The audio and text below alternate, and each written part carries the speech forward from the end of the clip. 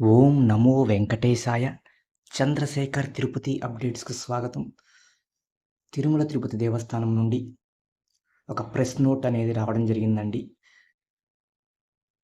ఎన్నికల కోడ్ మార్చి 16వ తేదీ ఎన్నికల కోడ్ అమల్లోకి వచ్చిన నేపథ్యంలో టీటీడీ వారు ఒక ప్రెస్ నోట్‌ని రిలీజ్ చేయడం జరిగిందండి.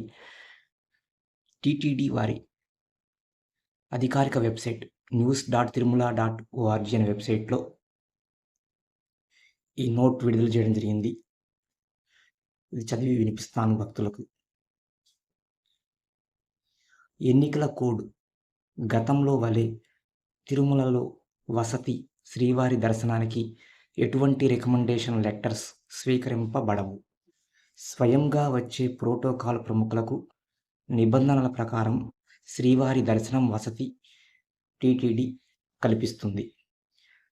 లోక్సభ, అసెంబ్లీ ఎన్నికల కోడ్ నేపథ్యంలో తిరుమల తిరుపతి దేవస్థానం ధర్మకర్తల మండలి నిర్ణయం మేరకు శనివారం నుండి తిరుమలలో వసతి అనగా అకామిడేషన్, శ్రీవారి దర్శనం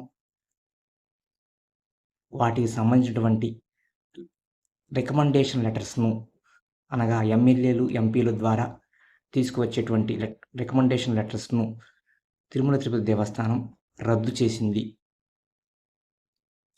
స్వయంగా వచ్చే ప్రోటోకాల్ ప్రముఖులకు, వారి కుటుంబ సభ్యులకు నిర్దేశించిన విధి విధానాల మేరకు దర్శనము మరియు వసతి కల్పిస్తారు. ఎన్నికలు ప్రక్రియ పూర్తయ్యే వరకు ఏ రకమైన వసతి, దర్శనాలకు కూడాను ఎటువంటి సిఫారసు లేఖలు స్వీకరింపబడవు. కావున భక్తులు మరియు వీఐపీలు ఈ పరిశీలనను గమనించి సహకరించవలసిందిగా టీటీడీ విజ్ఞప్తి చేస్తుంది. టీటీడీ ముఖ్య ప్రజా సంబంధాల అధికారిచే విడుదల చేయబడింది. అనగా మార్చి 16వ తేదీ ఎన్నికల కోడ్ అమల్లోకి వచ్చిందండి. లోక్సభ మరియు ఆంధ్రప్రదేశ్ శాసనసభ సంబంధించినటువంటి ఎన్నికలకు సంబంధించినటువంటి కోడ్ అనేది అమల్లోకి వచ్చింది. దాని వలన తిరుమల శ్రీవారి దర్శనానికి వీఐపీ లెటర్స్ అనగా ఎమ్మెల్యేలు, ఎంపీల ద్వారా తీసుకువచ్చేటువంటి రికమెండేషన్ లెటర్స్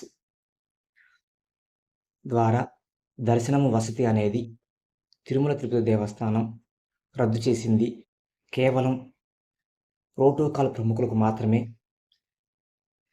నిర్దేశించిన విధి విధానాల మేరకు దర్శనము, వసతి కల్పిస్తారు.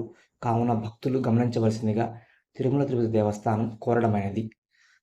ఓం నమో వెంకటేశాయ. కావున భక్తులు గమనించగలరు.